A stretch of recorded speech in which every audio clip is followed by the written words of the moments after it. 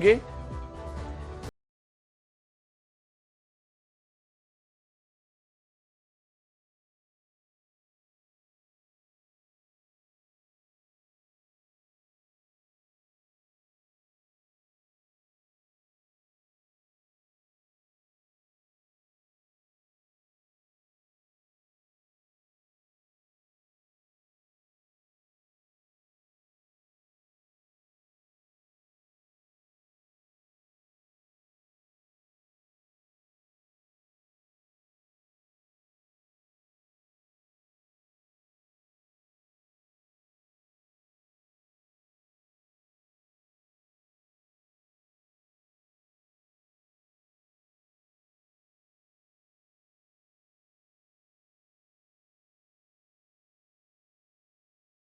ಯಾವಾಗ ವರದಿ ನಿಮಗೆ ತೋರಿಸ್ತೀನಿ.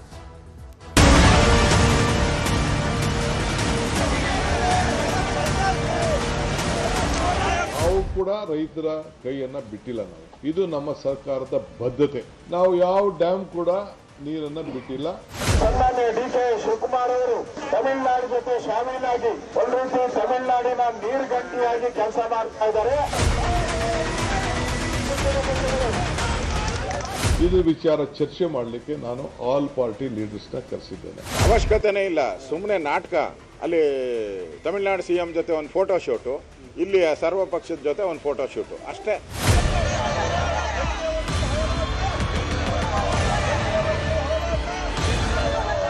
13ನೇ ತಾರೀಕು ಗುರುವಾರ ಬೆಳಗ್ಗೆ 6ರಿಂದ ಸಂಜೆ 6ರವರೆಗೆ ಅಖಂಡ ಕರ್ನಾಟಕ ಬಂದ್. 13ನೇ ತಾರೀಕು ಬಂದು ಕೂಡ ಅಂತ ಮಾತು ಕೂಡ ನಾನು ಕೇಳ್ತಾ ಇದ್ದೀನಿ. ಇದೆಲ್ಲ ಅವಶ್ಯಕತೆ ಇಲ್ಲ. ನಾವೇ ನಿಮ್ಮ ಪರ ಇದೆ. ಈ ಬಂದಿಂದ ನಿಮ್ಗೆ ಯಾವ ಪರಿಹಾರ ಕೂಡ ಸಿಕ್ಕುದಿಲ್ಲ. ಕಾವೇರಿ ಕನ್ನಡ ನಾಡಿನ ಜೀವನದಿ. ಕೊಡಗಿನ ಕಾವೇರಿಯಲ್ಲಿ ಹುಟ್ಟುವ ಕಾವೇರಿ ಕೇವಲ ನದಿಯಲ್ಲ, ಅದು ಕನ್ನಡಿಗರು ಆರಾಧಿಸುವ ಮಾತ್ರ ಸ್ವರೂಪಿ. ಆದ್ರೆ ಇದೇ ಕಾವೇರಿ ಮಾತೆ ಈ ಬಾರಿ ಸರಿಯಾದ ಮುಂಗಾರು ಮಳೆಯಿಲ್ಲದೆ ಸೊರಗಿದ್ದಾಳೆ. ಕೆಆರ್ಎಸ್ ಅಣೆಕಟ್ಟೆ ನೀರಿಲ್ಲದೆ ಬಯಲಿನಂತಾಗಿದೆ. ಹಾಗಿದ್ದರೂ ಕಾವೇರಿಯಿಂದ ತಮಿಳುನಾಡಿಗೆ ನೀರು ಹರಿಸಲೇಬೇಕು ಎಂದು ಕಾವೇರಿ ನೀರು ನಿರ್ವಹಣಾ ಪ್ರಾಧಿಕಾರ ಆದೇಶ ನೀಡಿದೆ. ಇದು ಕನ್ನಡಿಗರನ್ನ ಕೆರಳಿ ಕೆಂಡವಾಗಿಸಿದೆ. ಒಂದೆಡೆ ಹೋರಾಟಗಳು, ಮತ್ತೊಂದೆಡೆ ಕೆಆರ್ಎಸ್ಗೆ ಮುತ್ತಿಗೆ, ಕರ್ನಾಟಕ ಬಂದ್ಗೆ ಕರೆ. ಹೀಗೆ ಕನ್ನಡಿಗರ ಆಕ್ರೋಶದ ಕಟ್ಟೆ ಒಡೆದಿದೆ.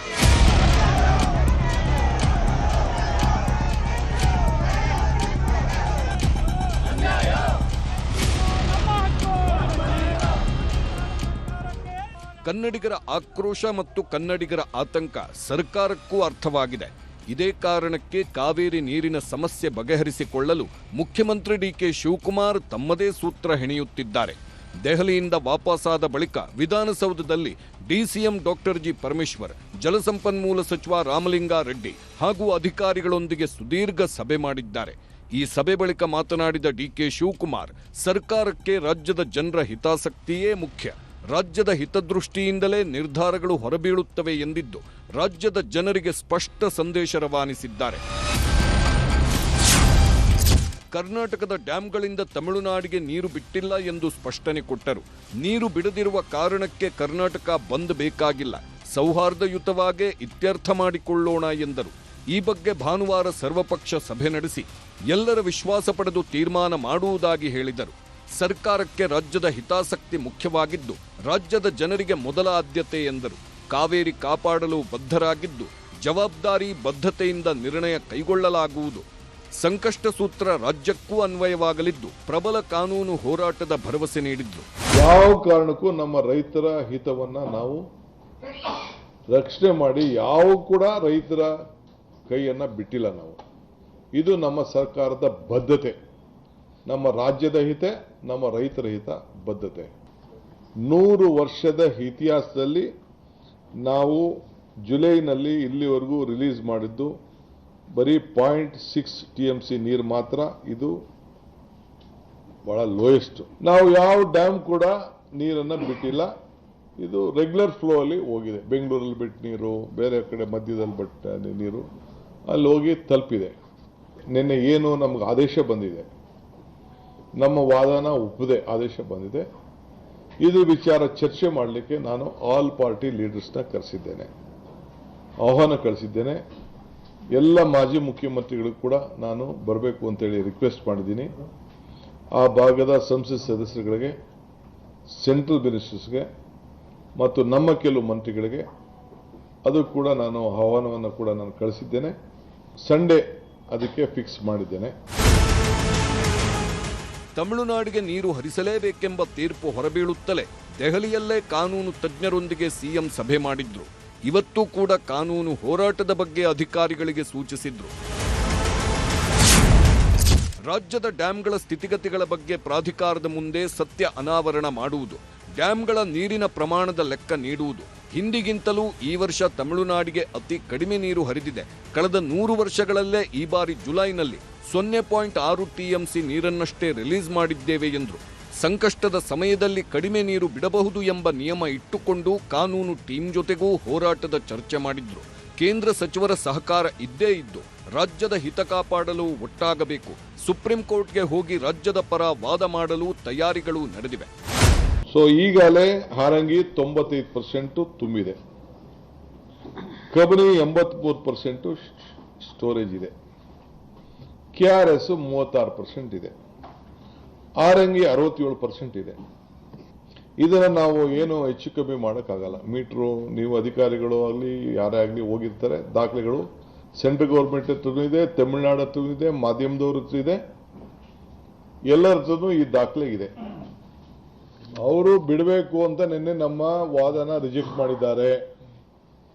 ಮುಂದಕ್ಕೆ ಏನ್ ಮಾಡಬೇಕು ಅಂತ ಆಲ್ ಪಾರ್ಟಿ ಲೀಡರ್ಸ್ನ ಮೀಟಿಂಗ್ ಕರೆದಿದ್ದೇನೆ. ಫಾರ್ಮರ್ ಚೀಫ್ ಮಿನಿಸ್ಟರ್ಸು ಕರೆದಿದ್ದೇವೆ, ನಮ್ಮ ವಿರೋಧ ಪಕ್ಷದ ನಾಯಕರುಗಳನ್ನು ಕೂಡ ಕರೆದಿದ್ದೇವೆ.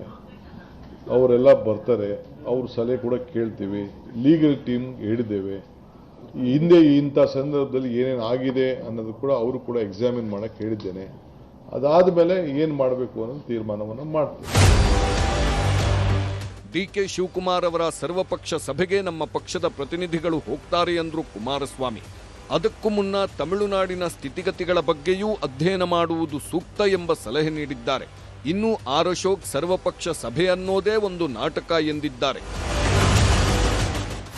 ಮಂಗಳವಾರ ನೀರು ಬಿಡಕ್ಕೆ ಆಗ್ಲೇ ಆರ್ಡರ್ ಕೊಟ್ಬಿಟ್ಟಿದ್ದಾರೆ. ನಿಮ್ಮನ್ನು ಕರೆಯುವಂತ ಅವಶ್ಯಕತೆ ಏನಿತ್ತು ಅಂತ? ಅವಶ್ಯಕತೆನೇ ಇಲ್ಲ, ಸುಮ್ಮನೆ ನಾಟಕ.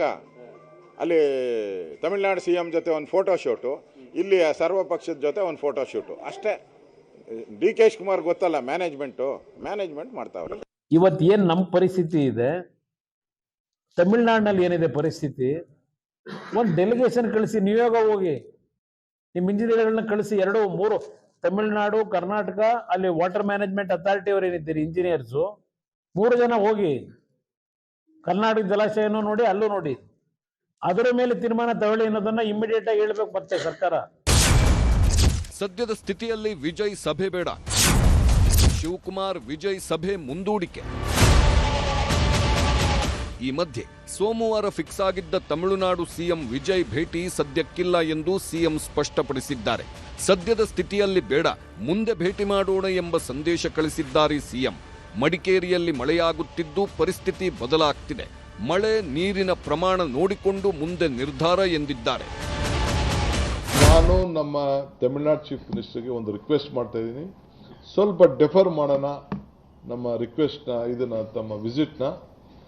ಸ್ವಲ್ಪ ಇಲ್ಲಿ ನಿಮ್ಮ ನೀರಿನ ಸೌಹಾರ್ದತೆ ಸ್ವಲ್ಪ ವರ್ಣ ಕೂಡ ನಮ್ಮ ಕಡೆ ಸ್ವಲ್ಪ ತೋರಿಸ್ತಾ ಇದ್ದಾನೆ, ನಮ್ಮ ಕಡೆ ವಿಶ್ವಾಸ ವ್ಯಕ್ತಪಡಿಸ್ತಾ ಇದ್ದಾರೆ. ನೀರು ಕೂಡ ಬರ್ತಾ ಇದೆ. ಒಳ್ಳೆ ವಾತಾವರಣದಲ್ಲಿ ಒಂದು ಮೀಟಿಂಗ್ ಮಾಡೋಣ ಅಂತೇಳಿ ನಾನು ರಿಕ್ವೆಸ್ಟ್ ಮಾಡ್ಕೊಳ್ಳಿಕ್ಕೆ ಈಗಲೇ ನನ್ನ ಕೊಲೀಗ್ಸ್ ಹತ್ರ ಎಲ್ಲ ನಾನು ಮಾತಾಡ್ತೀನಿ. ಆಗಸ್ಟ್ 13 ಕರ್ನಾಟಕ ಬಂದ್. ಕನ್ನಡ ಪರ ಸಂಘಟನೆಗಳಿಂದ ಬಂದ್ ಕರೆ. ಕಾವೇರಿ ನೀರಿಗಾಗಿ ಕನ್ನಡ ಪರ ಸಂಘಟನೆಗಳು ಬೀದಿಗಿಳಿದಿವೆ. ನಿನ್ನೆ ಇಡೀ ದಿನ ಬೆಂಗಳೂರಿನ ಹಲವು ಕಡೆಗಳಲ್ಲಿ ಕರವೇ ನಾಯಕರು ಪ್ರತಿಭಟನೆ ಮಾಡಿದ್ದರು. ಇವತ್ತು ಖಾಸಗಿ ಹೋಟೆಲ್ನಲ್ಲಿ ಸಭೆ ಮಾಡಿ ಆಗಸ್ಟ್ 13ರಂದು ಕರ್ನಾಟಕ ಬಂದ್ಗೆ ಕರೆ ನೀಡಿದ್ದಾರೆ. ಪ್ರಾಧಿಕಾರದ ತೀರ್ಪು ರಾಜ್ಯದ ಪಾಲಿಗೆ ಮರಣ ಶಾಸನವಾಗಿದ್ದು ಕರ್ನಾಟಕದ ಬಗ್ಗೆ ತಾರತಮ್ಯ ನೀತಿ ಅನುಸರಿಸಲಾಗುತ್ತಿದೆ ಎಂದು ವಾಟಾಳ್ ನಾಗರಾಜ್ ಆಕ್ರೋಶ ಹೊರಹಾಕಿದ್ರು. ಭಾರಿ ಹೋರಾಟ ಮುಂದಿನ ತಿಂಗಳು 13ನೇ ತಾರೀಕು, ಮುಂದಿನ ತಿಂಗಳು 13ನೇ ತಾರೀಕು ಗುರುವಾರ, ಮುಂದಿನ ತಿಂಗಳು 13ನೇ ತಾರೀಕು ಬೆಳಗ್ಗೆ 6ರಿಂದ ಸಂಜೆ 6:30 ಅಖಂಡ ಕರ್ನಾಟಕ ಬಂದ್. ಹೌದೌದು, ನಾವು ಇಲ್ಲಿ ದಯಮಾಡಿ ನಾನು ಮುಖ್ಯಮಂತ್ರಿ ಆದರೆ ನೀರು ಬಿಡಲ್ಲ, ನಾನು ಮುಖ್ಯಮಂತ್ರಿ ಆದರೆ ನೀರು ಬಿಡಲ್ಲ, ನಾನು ಮುಖ್ಯಮಂತ್ರಿ ಆದರೆ ನೀರು ಬಿಡಲ್ಲ. ವಿಶ್ವಾಸಸಾಗರ ಸಂಪೂರ್ಣ ಮೈದಾನ ಆಗುತ್ತೆ. ಅದನ್ನು ನಾವು ಈಗ DK ಶಿವಕುಮಾರ್ ಅವರು ಈ ಆನೇಕಲ್ ಹತ್ರ ಸ್ಟೇಡಿಯಂ ಮಾಡಬೇಕು ಅಂತಿದ್ದಾರೆ. ಅದ್ರ ಬದಲು KRS ನಲ್ಲಿ ಸ್ಟೇಡಿಯಂ ಮಾಡ್ಬಿಟ್ಟು ಒಳ್ಳೆಯದು, ಯಾಕಂದ್ರೆ ನೀರೇ ನಿಲ್ಲುವಾಗ. ಅದರಿಂದ ಇಂಟರ್ನ್ಯಾಷನಲ್ ಸ್ಟೇಡಿಯಂ ಮಾಡಿ ಬಂದಾಡಿ ಅಂತೇಳಿ ನಮ್ಮ ಹೆಣದ ಮೇಲೆ, ನಮ್ಮ ಸಮಾಜ ಮೇಲೆ ಇದು ಮಾಡಬೇಕು. ಕರ್ನಾಟಕ ಬಂದ್ ಮಾಡೋದ್ರಿಂದ ಸಮಸ್ಯೆ ಬಗೆಹರಿಯೋದಿಲ್ಲ, ಕೂತು ಮಾತನಾಡಿ ಬಗೆಹರಿಸಿಕೊಳ್ಳೋಣ ಅನ್ನೋದು CM DK ಶಿವಕುಮಾರ್ ಸಲಹೆ. 13ನೇ ತಾರೀಕು ಬಂದು ಕೂಡ ಅಂತ ಮಾತು ಕೂಡ ನಾನು ಕೇಳ್ತಾ ಇದ್ದೀನಿ, ನಾನು ರಿಕ್ವೆಸ್ಟ್ ಮಾಡ್ತಾ ಇದ್ದೀನಿ. ಇದೆಲ್ಲ ಅವಶ್ಯಕತೆ ಇಲ್ಲ, ನಾವೇ ನಿಮ್ಮ ಪರ ಇದೆ. ಈ ಬಂದಿಂದ ನಿಮ್ಗೆ ಯಾವ ಪರಿಹಾರ ಕೂಡ ಸಿಕ್ಕುದಿಲ್ಲ.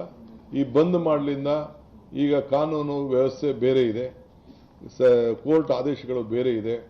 ಈ ಬಂದ್ ಮಾಡಿದ್ರೆ ಜನರಿಗೆ ಯಾವ ರೀತಿ ತೊಂದರೆ ಆಗ್ತದೆ ಅಂತ ಕೂಡ ತಾವೆಲ್ಲ ಆಲೋಚನೆಯನ್ನು ಮಾಡಬೇಕು. ದಯವಿಟ್ಟು ಇಂಥ ತೀರ್ಮಾನಗಳನ್ನು ಮಾಡಬಾರದು ಅಂತೇಳಿ ನಮ್ರತೆಯಿಂದ ಸರ್ಕಾರದ ಪರವಾಗಿ ನಾನು ಮನವಿ ಮಾಡ್ತೇನೆ. KRSನಲ್ಲಿ ಬಿಜೆಪಿ ಹೈಡ್ರಾಮಾ, ಬಿಜೆಪಿ ನಾಯಕರ ಮುತ್ತಿಗೆ ವಶಕ್ಕೆ. ಮಂಡ್ಯದಲ್ಲಿ ಕಾವೇರಿ ಹೋರಾಟಕ್ಕಿಳಿದಿತ್ತು ಕೇಸರಿ ಪಡೆ. ಮಂಡ್ಯದ DC ಕಚೇರಿ ಹಾಗೂ KRSನಲ್ಲಿ ಪ್ರತಿಭಟನೆ ನಡೆಸಿತು. KRS ಬಳಿ ಬಿಜೆಪಿ ನಾಯಕರ ಹೈಡ್ರಾಮಾವೇ ನಡೆಯಿತು. KRS ಡ್ಯಾಂಗೆ ಮುತ್ತಿಗೆಗೆ ಯತ್ನಿಸಿದವರನ್ನ ತಡೆದ ಪೊಲೀಸರು ವಶಕ್ಕೆ ಪಡೆದರು. ಬಿಜೆಪಿಗರು ಮತ್ತು ಪೊಲೀಸರ ನಡುವೆ ತಳ್ಳಾಟ ನೂಕಾಟ ಜೋರಾಗಿತ್ತು. ಅಗತ್ಯ ಬಿದ್ದರೆ ನಾನು ಮುಖ್ಯಮಂತ್ರಿ ಸ್ಥಾನಕ್ಕೆ ರಾಜೀನಾಮೆ ಕೊಡ್ತೇನೆ ರಾಜ್ಯದ ರೈತರ ಹಿತದೃಷ್ಟಿಯಿಂದ ಅಂತ ಹೇಳಬೇಕಾಗಿತ್ತು. ಆ ಮಾತನ್ನು ಹೇಳ್ದೇನೆ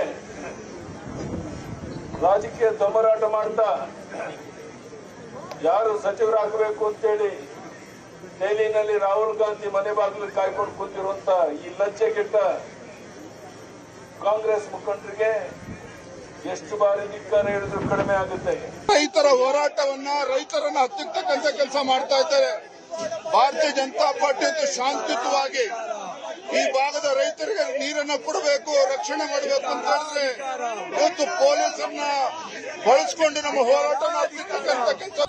ಇನ್ನು ಕಾವೇರಿಗಾಗಿ ಕನ್ನಡಿಗರ ಕೂಗು ವರುಣದೇವನಿಗೂ ತಲುಪಿದೆ. ಕಾವೇರಿ ಜಲಾನಯನ ಹಾಗೂ ಕೇರಳದ ವಯನಾಡು ಭಾಗದಲ್ಲಿ ಮಳೆ ಸುರಿಯುತ್ತಿದ್ದು ಕಬಿನಿ ಭರ್ತಿಗೆ 3 TMC ಮಾತ್ರ ಬಾಕಿ ಇದೆ. 3-4 ದಿನಗಳಲ್ಲಿ ಡ್ಯಾಂ ಭರ್ತಿಯಾಗುವ ನಿರೀಕ್ಷೆ ಇದೆ. ಕೊಡಗು ಜಿಲ್ಲೆಯಲ್ಲಿ ಬಿಟ್ಟು ಬಿಡದೆ ಮಳೆಯಾಗ್ತಿದೆ. ತಲಕಾವೇರಿ ಭಾಗಮಂಡಲ ವ್ಯಾಪ್ತಿಯಲ್ಲಿ ಉತ್ತಮ ಮಳೆಯಾಗ್ತಿದ್ದು ಹಳ್ಳ ಕೊಳ್ಳಗಳೆಲ್ಲ ತುಂಬಿ ಹರಿಯುತ್ತಿವೆ. ನಿರಂತರ ಮಳೆಗೆ ಕಾವೇರಿ ನದಿ ನೀರಿನ ಮಟ್ಟದಲ್ಲೂ ಗಣನೀಯ ಏರಿಕೆಯಾಗಿದ್ದು ಭಾಗಮಂಡಲದ ತ್ರಿವೇಣಿ ಸಂಗಮದಲ್ಲೂ ನೀರಿನ ಮಟ್ಟ ಹೆಚ್ಚಾಗಿದೆ. ಭಾರೀ ಮಳೆಯ ಕಾರಣಕ್ಕೆ ಕೊಡಗು ಜಿಲ್ಲೆಯ ಅಂಗನವಾಡಿ, ಶಾಲಾ ಕಾಲೇಜುಗಳಿಗೆ ರಜೆ ಘೋಷಿಸಲಾಗಿದ್ದು ರಾಜ್ಯ ಸರ್ಕಾರದ ಮೇಲಿರುವ ತಲೆಬಿಸಿಯನ್ನ ಕಾವೇರಿ ಮಾತೆಯೇ ಬಗೆಹರಿಸುವಂತೆ ಕಾಣುತ್ತಿದೆ. Bureau report, news 18.